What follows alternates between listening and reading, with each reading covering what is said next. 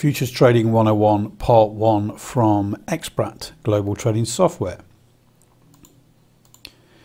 The material contained in this presentation is intended solely to help give an introduction to futures trading and in no way should be taken as futures trading advice or recommendations.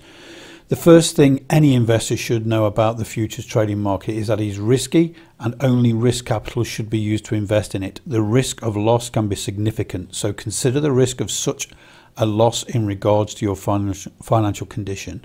You should be careful of any advertising or other claims of potential for sizable profits in day trading. Furthermore, day trading on margin can lead to losses above your initial investment. So why trade futures? There is exposure to worldwide markets, so the world stock indexes, whether that's European stock indexes, the US, Asia. Exposure to currencies from around the world.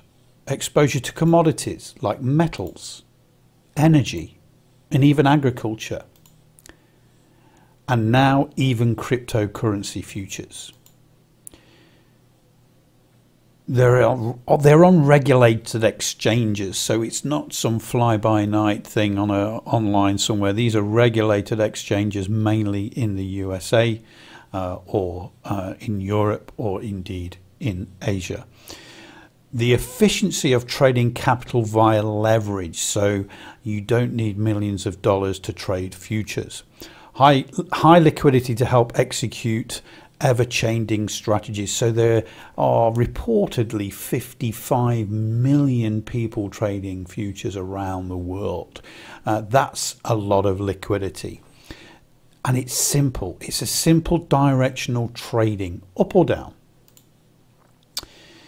So what is a futures contract? So futures contracts are products created by those regulated exchanges. The exchange is responsible for standardizing the specifications of each contract, whether it's an index, a commodity like gold or copper, or bonds, or currencies like the euro. So the exchange also guarantees that the contract will be honored, eliminating counterparty risk. So every exchange traded futures contract is centrally cleared in one place.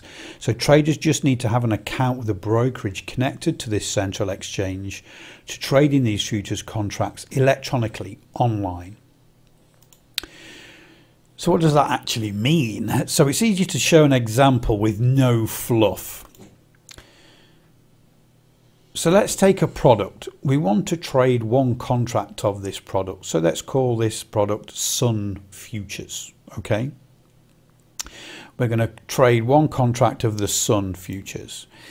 So after some technical analysis and a signal from an expert trading indicator, we think the value of this product is going to increase.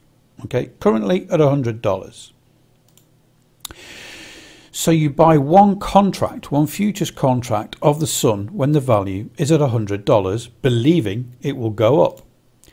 So no fluff bit here. You are effectively betting the value of the Sun will go up and will get rewarded if it does and punished if it goes down. Let's say the exchange product for Sun Futures has increments of 1 cent. So each increment is then worth $10. So that is set by the exchange. So the no fluff bit again, if the price of the Sun Futures increases to $100.50, then your profit would be 50 times 10. You've gone up 50 cents.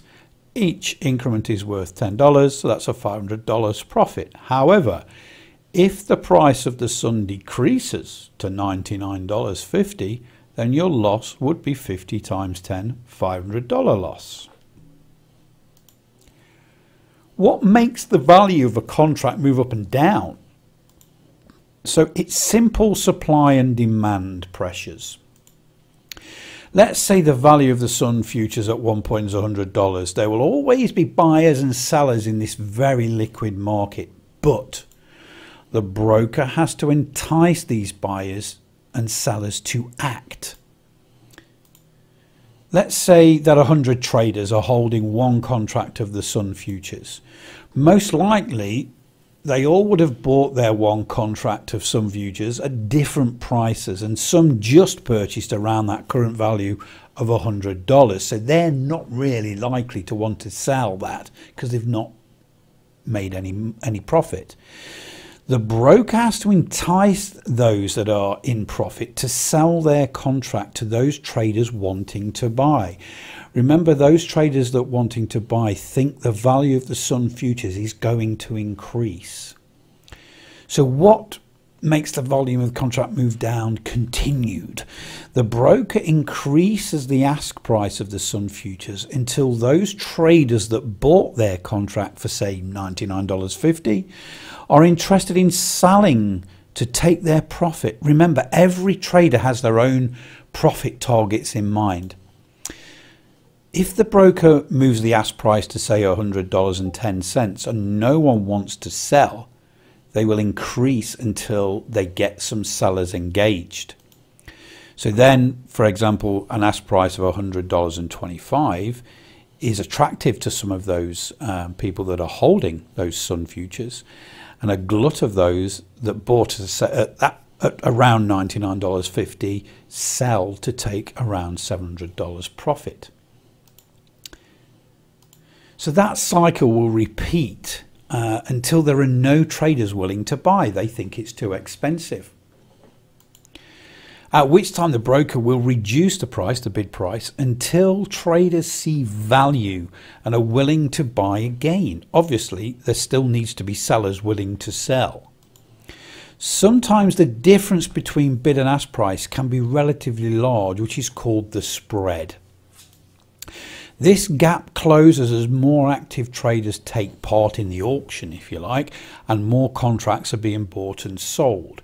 So this gap, it's like an auctioneer starting the bidding process on a painting to a room half filled. He has to keep probing longer until someone is prepared to bid for that particular painting.